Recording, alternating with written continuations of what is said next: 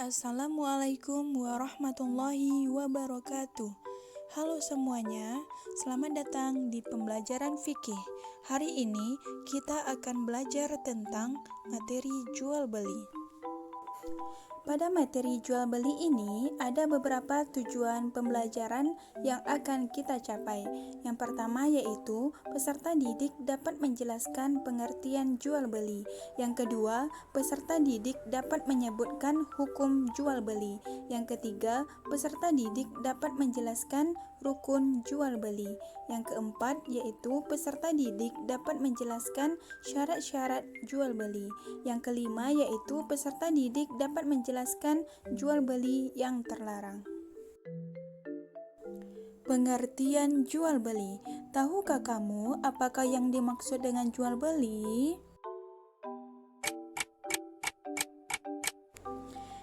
Ya, jual beli dalam bahasa Arab adalah al-bay'un at-tajarah al-mubadalah, yang mana secara bahasa berarti saling tukar menukar barang. Secara istilah, jual beli adalah saling tukar menukar barang dengan barang atas dasar kerelaan dengan tujuan kepemilikan sesuai dengan ketentuan dan syarat. Hukum jual beli adalah boleh, sebagaimana dalilnya terdapat pada Quran Surah Al-Ma'idah ayat 2 dan Quran Surah Al-Baqarah ayat 275 berikut ini. Bismillahirrahmanirrahim.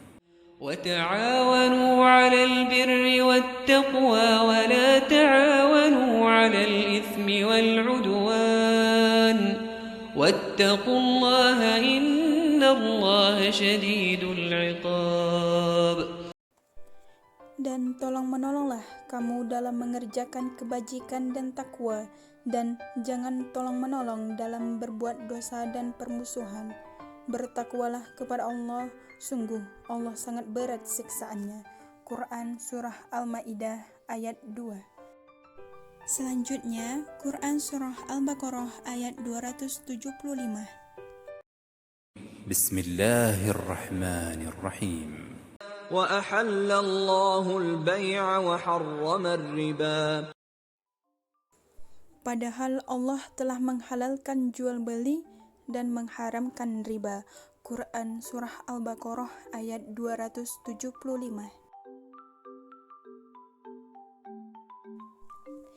Hukum jual beli. Hukum jual beli adalah boleh, sebagaimana terdapat pada Quran Surah Al-Baqarah ayat 275 tadi. Selama jual beli tersebut tidak mengandung riba, maka diperbolehkan di dalam Islam. Namun, jika sudah mengandung riba, maka itu tidak boleh, karena hukum riba itu sangatlah besar dosanya. Sampai di sini, apakah semuanya sudah paham tentang pengertian dan dasar hukum jual beli? Oke, baiklah, kalau sudah paham, kita lanjutkan kepada pembahasan berikutnya. Rukun jual beli. Rukun jual beli ada 3. Yang pertama yaitu pelaku akad, yakni ada si penjual dan ada si pembeli.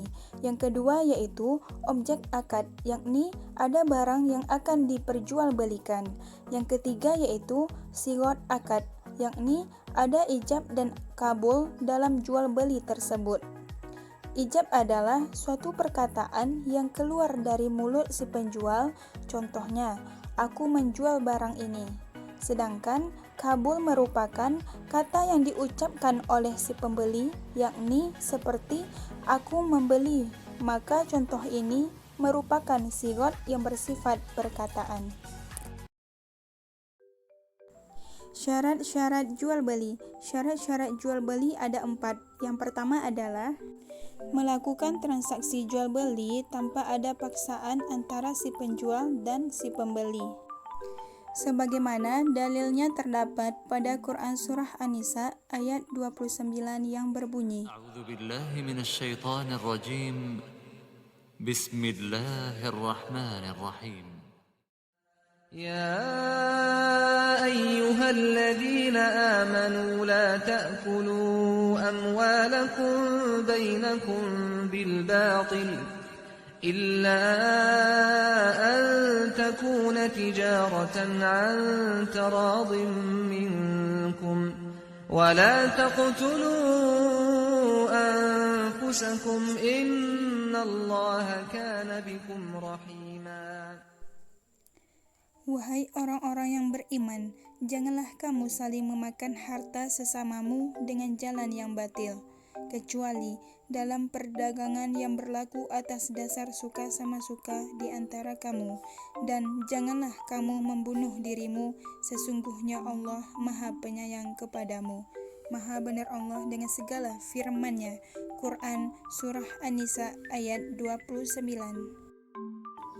Yang kedua yaitu orang yang baligh dan berakal, yakni orang yang sudah dewasa yang telah bisa membedakan antara mana yang baik dan yang buruk, merdeka dan bertindak lurus.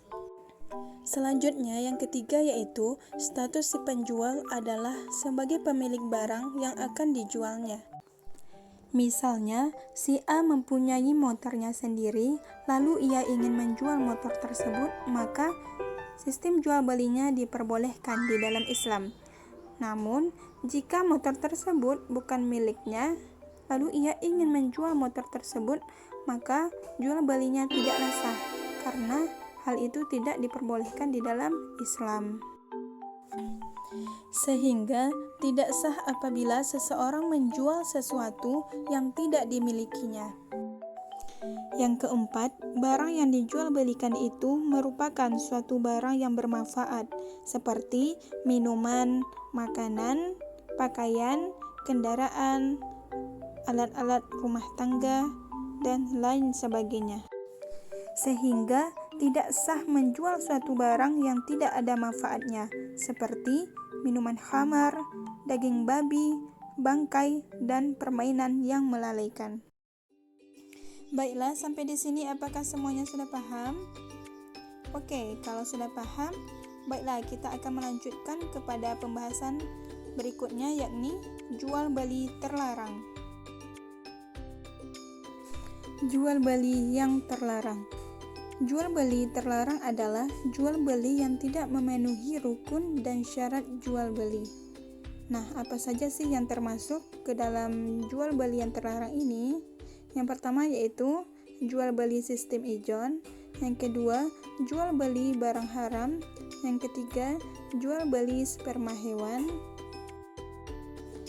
yang keempat yaitu jual beli anak binatang yang masih ada di dalam kandungan induknya, yang kelima jual beli barang yang belum dimiliki, yang keenam jual beli yang belum jelas barangnya. Yang pertama yaitu jual beli sistem ijon, adalah jual beli hasil tanaman yang belum nyata buahnya atau isinya, seperti jual beli padi masih muda, jual beli buah-buahan yang masih berbentuk bunga atau masih muda. Yang kedua, jual beli barang haram, yakni jual beli barang yang diharamkan berdasarkan nas Al-Quran dan hadis maupun ijma' para ulama. Jual beli terlarang hukumnya tidak sah. Contohnya seperti jual beli daging babi, minuman khamar, dan bangkai. Dan yang ketiga yaitu jual beli sperma hewan. Jual beli sperma hewan tidak sah karena sperma tidak diketahui kadar dan tidak dapat diterima wujudnya. Yang keempat adalah jual beli anak binatang yang masih dalam kandungan induknya. Hal ini belum jelas kemungkinannya ketika lahir, mati, atau hidup, maka jual beli ini tidaklah diperbolehkan. Dan yang kelima yaitu jual beli barang yang belum dimiliki. Maksudnya adalah jual beli yang barangnya belum diterima oleh si pembeli dan masih berada di tangan penjual pertama, sedangkan pembeli akan menjualnya kembali sebelum menerima barang itu. Yang keenam adalah jual beli yang belum jelas. Maksudnya adalah jual beli ini masih mengandung unsur gharar atau ketidakjelasan dan cenderung berspekulasi. Nah, seperti menjual buah-buahan yang belum jelas buahnya. Nah, itulah penjelasan tentang materi jual beli. Sampai di sini apakah Ananda semuanya paham? Oke, baiklah. Untuk melihat apakah Ananda sudah paham, silahkan Ananda kerjakan soal berikut ini.